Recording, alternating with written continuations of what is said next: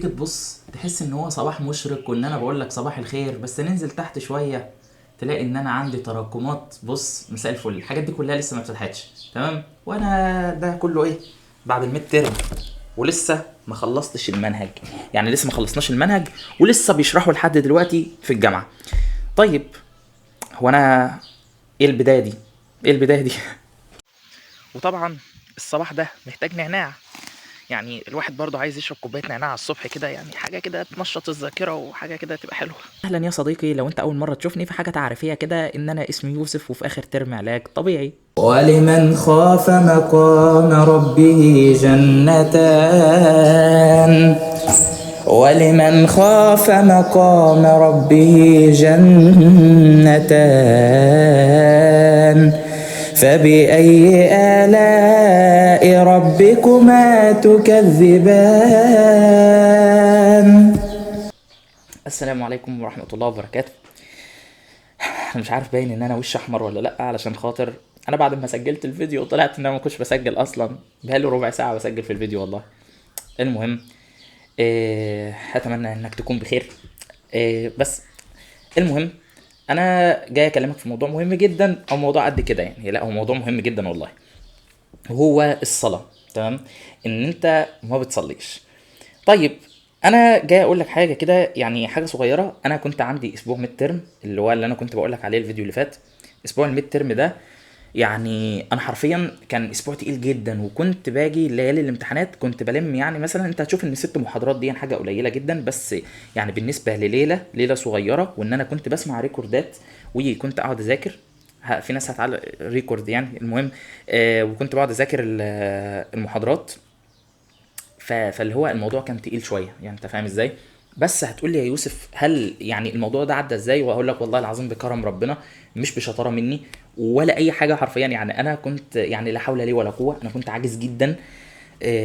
بس كنت كل ما بحس ان انا الموضوع تقيل على قلبي، او ان انا في حاجه، او ان انا مش عارف اذاكر، كنت بقوم اصلي ركعتين واقعد اكلم ربنا يا رب انا عاجز، يا رب انا لا حول لي ولا قوه، ولا حول ولا قوه الا بك. يا رب اعني، يا رب انا محتاج لك. لان انا لو سبتني كده يا رب انا مش هوصل لحاجه، انا حرفيا يا رب. يا رب انا انت فاهم، انت بقى بتكلم ربنا بطريقتك. فاللي هو يعني حرفيا والله العظيم الاسبوع عدى بكرم ربنا. ايا يكن انا حليت ازاي فالحمد لله. ما كنتش بفكر هل انا هلحق بقى اخلص المذاكره مثلا قبل ما الصبح يجي ولا لا. أصلاً كنت بذاكر مثلا، ببدا من بعد المغرب، والامتحان كان الساعه 10 وربع الصبح. طبعا بتيجي على نومك شويه علشان خاطر يعني لازم تسعى وتجتهد والوقت ضيق. المهم، فيعني الحمد لله عدت بكرم ربنا.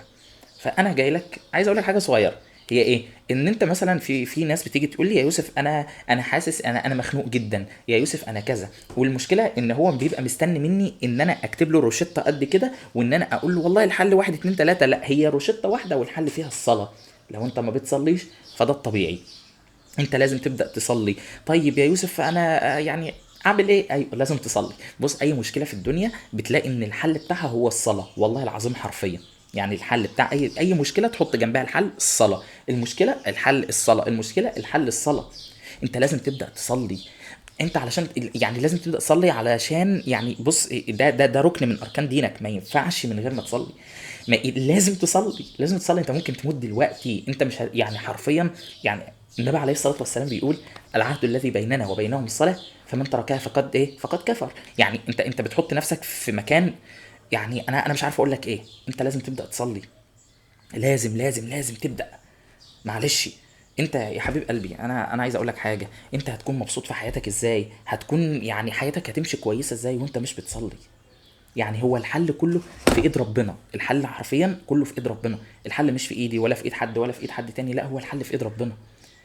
انت ليه ما بتصليش؟ قول لي عذر واحد، قول لي عذر كده واحد بس. وانا يا عم، مع ان انت اعذارك كلها تبقى اصلا يعني باطله، ما فيش اي عذر اصلا انك ما تصليش. انت جاي الدنيا دي عشان خاطر ايه؟ علشان خاطر انك تعبد ربنا، علشان خاطر تدخل الجنه. هل انت جاي علشان خاطر حاجه؟ لا، انت جاي علشان خاطر انك تعبد ربنا وتدخل الجنه. مذاكرتي دي عباده، سعي في اي حاجه عباده. طيب الصلاة عبادة، والصلاة ركن أساسي لازم. ما ينفعش تكون مسلم وما بتصليش. ما ينفعش تكون مكتوب في بطاقتك كده مسلم وما بتصليش، يعني ما ينفعش. فانت ممكن تموت في اي وقت، انت ما انتش ضامن عمرك، انت ممكن تموت دلوقتي، انا ممكن اموت دلوقتي، انت فاهمني؟ فاللي هو لا، انت لازم تلحق نفسك. الناس اللي ماتت دي كلها انت لو رحت كده يعني حرفيا الله اعلم هم عاملين ازاي في القبور بتاعتهم، بس في ناس فيهم ما كانتش بتصلي. الناس دي نفسها ترجع، بس ترجع بس تصلي ركعتين وترجع تاني، ترجع الدنيا تصلي ركعتين بس. فيما بالك ان انت ربنا عطيك فرصة جديدة، وان انت بتنام وبتصحى، بتنام وبتصحى. الله، ده انت المفروض تكون مبسوط جدا انك صحيت وتقول الحمد لله يا رب ان انا صحيت، انك اعطتني فرصة جديدة علشان خاطر ارجع لك، ان انا علشان خاطر اصلي. على فكرة والله العظيم انك تنام وتصحى فربنا عطيك فرصة جديدة. يعني اللي هو انا حاسس انك غافل واللي هو يعني انت حرفيا بتاكل وتشرب وتنام، فده ما حدش بيعمل كده غير مش هرد. فاللي هو لا، انت انسان مسلم لازم تصلي. ما ينفعش كده، ما ينفعش كده والله. انا الموضوع ده كنت لازم ان انا اطلع اتكلم فيه. يا حبيب قلبي، انت مفيش حاجه تشغلك في الدنيا ومفيش حاجه تزعلك في الدنيا دي كلها الا علاقتك بربنا. علاقتك بربنا وحشه لازم تزعل، ولازم تبدا انك تصلحها. مذاكره بقى كل ده والله العظيم كله زايل، كله زايل. والله العظيم يا حبيب قلبي مفيش حد هياخد معاه حاجه وهو رايح الاخره، محدش هياخد حاجه في القبر. انت لازم تبدا تصلي ولازم ترجع لربنا. يعني اتمنى انك تسمع كلامي، اسمع كلام اخوك، اسمع كلام اخوك. يعني حرفيا ده هيكون يعني يوم القيامه. يعني انت لو سمعت الفيديو ده وما صليتش على فكره بقى، ده هيكون اوعى تطلع من الفيديو، اوعى. ده هيكون دليل عليك. يوسف قال لك صلي وانت ما صليتش، اكتر من حد قال لك صلي وانت ما صليتش. لازم تبدا تصلي. انت فاهم؟ انا دلوقتي بكلمك في حوار جنه ونار، جنه ونار. فاللي هو يعني انا من ساعتها قاعد اقول لك ان انت لو صليت هتحل مشكله كذا وكذا وكذا وكذا، دي كلها حاجات دنيويه بس انت لازم تعرف ان انت ممكن تموت في اي لحظه، ممكن تموت في اي لحظه. وانت لازم انك ترجع لربنا حرفيا، لازم. انا بقول لك يعني انا مش عارف اقول لك ايه، بس يعني انت لازم ترجع. انا من بدايه الفيديو قاعد اقول لك لازم ترجع لربنا ولازم تصلي. ربنا سبحانه وتعالى قال إيه؟ يريد الله أن يخفف عنكم، يريد الله أن يخفف عنكم وخلق الإنسان ضعيفا. أنت ضعيف وكل حاجة، بس أنت لازم إنك يعني لازم ترجع. ربنا بيقول لك أنا عايز أخفف عنك وأنت مش عايز ترجع له. ربنا بيكون فرحان لما أنت بترجع له وأنت مش عايز ترجع له. أنت لازم تفكر ولازم تعقل الموضوع. أنت حتى لو أنت صغير يا حبيب قلبي، أنت حتى لو صغير لازم تبدأ تصلي بقى. انت وصلت دلوقتي لسن، اكيد اللي بيتفرج عليا وصل لسن ان هو هيبقى محاسب. فانت لازم تبدا تصلي، لازم كده اللي هو وتبدا تصلي صح بقى، اللي هو ترجع لربنا صح. والله العظيم ربنا بيحبك، ربنا بيحبك وعايزك ترجع له. بس انت بس يعني اللي هو خد الخطوه وارجع له. خلي حد هو رايح يصلي مثلا يشجعك، قول له خدني معاك وانت رايح تصلي، خدني معاك. انزل صلي في المسجد. لو انت عندك امتحانات او عندك او في شغل او اي حاجه والاذان اذن، روح صلي. روح صلي. ما تفكرش ان انت يعني ما تقولش انا بذاكر اهو، انا الحته دي اما تخلص هقوم اصلي. لا، سيبها، سيبها وقوم صلي. اللي هيبارك لك انت هتروح للي هيبارك لك في الحته اللي انت هتذاكرها دي. انت رايح بين ايدين ربنا. تروح كده بقى متشيك كده وتمسك الريحه بتاعتك وترش كده. انا لما بكون رايح اصلي اللي هو بقوم واخد الريحه بتاعتي واقعد ارش كده البرفان كده. هو انا رايح اقابل ربنا، انا رايح اقف بين ايدين ربنا. انت فاهم ازاي؟ اما تخلص صلاه يعني ده انا بقى بفترض ان انت خلاص دلوقتي صليت تمام. انت المفروض انت سمعت نصيحتي، والمفروض ان خلاص انت انسان دلوقتي هتكون كويس وان انت خلاص بدات تصلي. بعد ما تصلي خليك قاعد كده، خليك قاعد. ده انت قاعد يا ابني عند في بيت ربنا يا ابني. لا، يعني اللي هو ربنا بيقول لك تعالى علشان خاطر استجيب ليك، تعالى علشان خاطر ارجعك ليا، تعالى علشان خاطر افتح لك ابواب الرزق، تعالى علشان خاطر اوفقك في حياتك، تعالى تعالى تعالى. وانت مش عايز تروح. يعني انت عندك المشاكل الدنيا دي كلها وانت قدامك الحل قدام عينك ومش عايز تروح. لا لا لا لا, لا. كده كتير. انت المفروض ان انت قدامك الحل. انا لما يكون قدامي الحل فانا لازم اروح له. ما اقعدش بقى اللي هو الف وادور، الف وادور.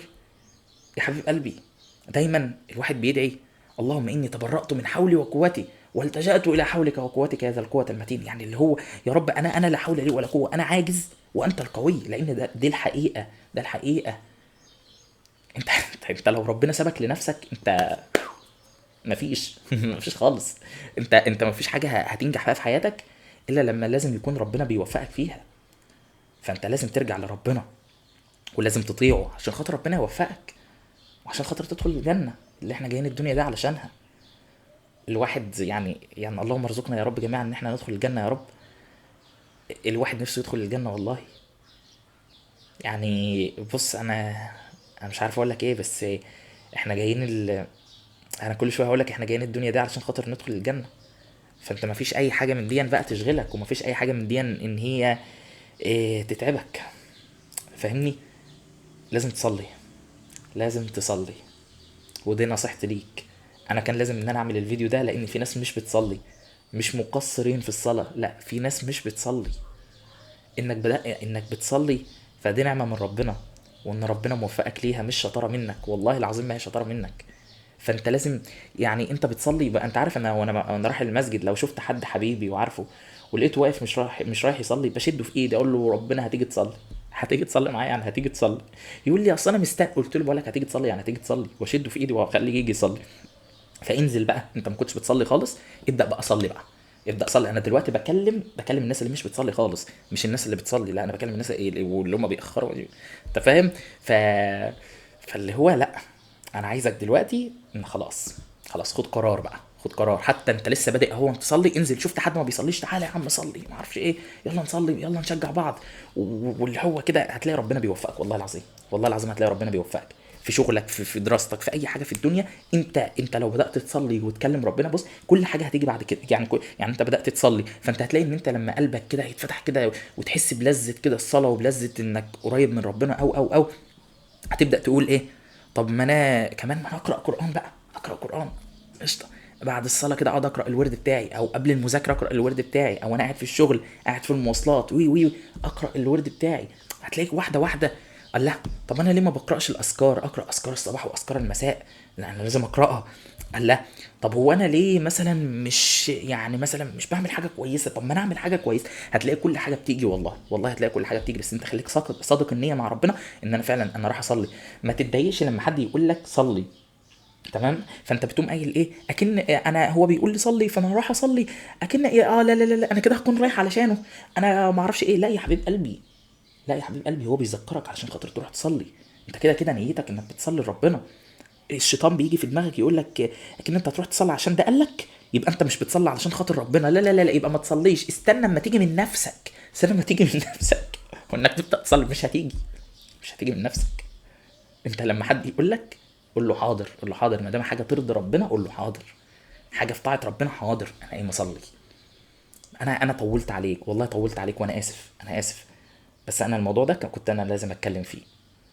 وانا مبسوط جدا من التعليقات اللي على الفيديو اللي فات. يعني انا والله العظيم انا ما كنتش محضر الفيديو وصورته، والفيديو ده برضو على فكره انا ما بحضرش الفيديوهات، والله ما بحضر. انا فجاه قاعد، اللي هو مثلا انا كنت رايح ابدا مذاكره، قلت يا واد يا يوسف انت ليه ما تصورش الفيديو؟ انت فاهم؟ فاللي هو ايه، اصور الفيديو وابدا بقى واشوف مصالحي. فاللي هو انا ما بحضرش الفيديوهاتي والله. فالمهم انا مبسوط جدا، انا مبسوط جدا من التعليقات على الفيديو اللي فات. تعليقات ايجابيه جدا، يعني ما شاء الله ولا حول ولا قوه الا بالله، وده كله توفيق من ربنا والله العظيم، ما هو شطاره مني. يعني انا مبسوط، انا مبسوط جدا والله. وطبعا انا مش بحب اقول لحد بقى اعمل اشتراك وما اعرفش انت اكيد لو انت شفت الفيديو حلو فانت هتشترك في القناه وهتعمل لايك وكل الكلام الجميل ده كله. ف آه، بس مش عارف اقول لك ايه تاني، بس هو شكرا كتير جدا. وفي ناس كده ايه، انا على فكره في تعليقين ثلاثه كده كانوا بينتقدوني، بس عادي انا متقبل النقد جدا ومش زعلان ومش متضايق. طبيعي ما فيش حد، كل الناس يعني هتكون مجمعه على حد، في اكيد هيبقى في انتقاد او اي حاجه. ف يا عم شكرا، يا عم شكرا على انتقادك يا عم. عادي، في ناس حتى كانت بتدخل الفيديو اللي هو لمجرد ان انا داخل انتقد واخرج، انا مش داخل ان انا عشان خاطر اشوف فيديو يوسف. فبالتالي يا عم عادي، انا هقول لك ايه يعني. بس فشكرا جدا.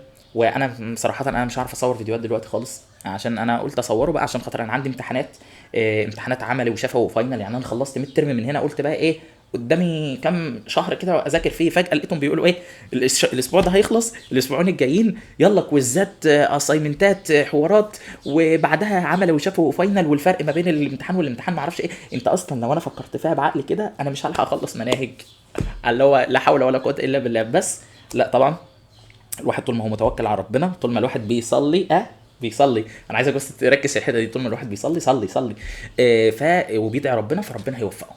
فبس خلاص انا مش قلقان من حاجه وعادي وقشطه يعني، والدنيا تمام، الدنيا لطيفه جدا، فالحمد لله على كل شيء. وبس. واقابلك بقى في الفيديو الجاي اللي هو انا مش عارف انا اصوره امتى الصراحه، فاتمنى ما تنسانيش على ما ابقى اجي اصور الفيديو الجاي، يعني ما اجيش انزل الفيديو ما الاقيش حد يعرفني، ده يعني ده انت عارفني دلوقتي، فما تنسانيش، اوعى تنساني. المهم فيلا سلام.